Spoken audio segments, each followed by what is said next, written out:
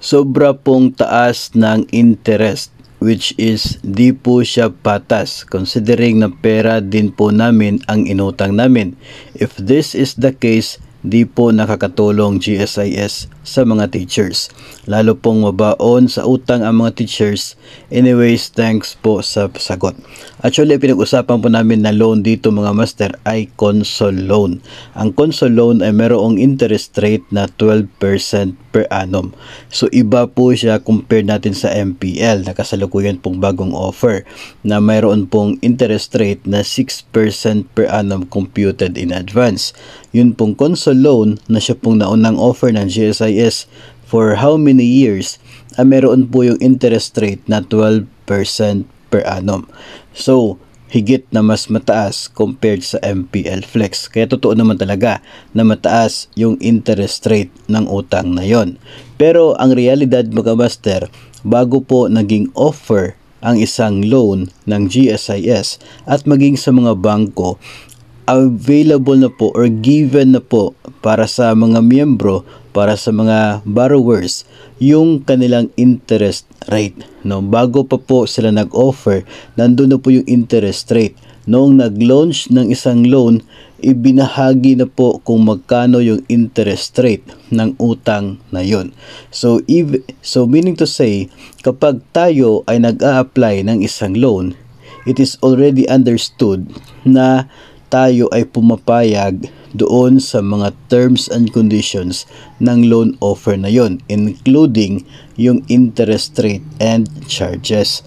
So, kapag tayo po ay nag-a-apply ng loan, mahalaga talaga na tingnan muna natin yung terms and conditions ng loan na yon. Kung tayo ba ay pumapayag, kung tayo ba ay agree doon sa mga condition na yon, then mag-a-apply tayo ng loan. Kung hindi po tayo pumapayag, then wag po tayo mag-apply ng loan. Siguro hindi po natin nababasa doon sa part ng application, especially kung through online o kaya ay noong unang panahon kapag mayroon pong form na ginagamit o kaya ay through sa dito sa GSIS kiosk.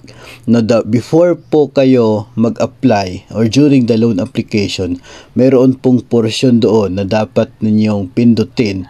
Ibig sabihin na kino-confirm ninyo hindi lamang yung application kundi yung acceptance ninyo sa terms and conditions ng loan na yon.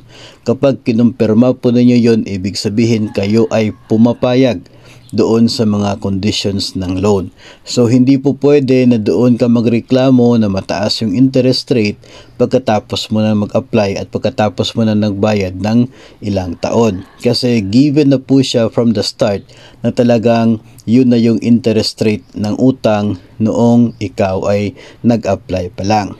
Nais ko po muli na balik ko pong sabihin na kapag mataas ang mahaba itong loan term at mataas naman itong interest rate, ay talagang normal na sa unang bahagi ng inyong loan ay malaki yung payment papunta sa interest at maliit lamang yung napupunta sa principal amount. That is reality, no? So yun po yung talagang nangyayari. Pero wala po naman po dapat ikabahala kasi at the end of the loan term ay talagang mababayaran yung utang mo. No, kahit sa simula ay mataas yung para sa interest kasi sa huling bahagi naman ng loan, maliit na lamang yung interest at malaki naman yung naging payment para sa principal amount ng inyo pong utang. So ganun po yung mangyayari kapag ang isang loan ay nakadepende sa outstanding loan balance. Ito po yung tinatawag nila na yung interest rate is based on the diminishing balance of the loan.